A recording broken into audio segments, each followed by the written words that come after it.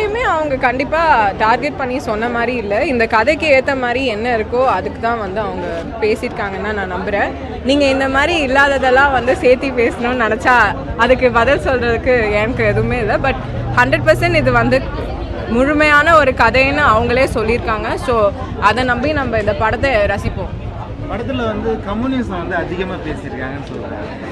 அதை எப்படி இந்த கதையோட அந்த ஈர்ப்பு அதுதான் நினைக்கிறேன். பிகாஸ் அந்த கதையோட ஸ்டார்டிங்கே அதுதான். ஸோ இது ஒரு கற்பனை கதை தான். இந்த சமூகத்துக்கு வந்து இந்த படம் வந்து என்ன மாதிரியான தாக்கத்தை ஏற்படுத்தும் நீங்கள் நினைக்கிறீங்க?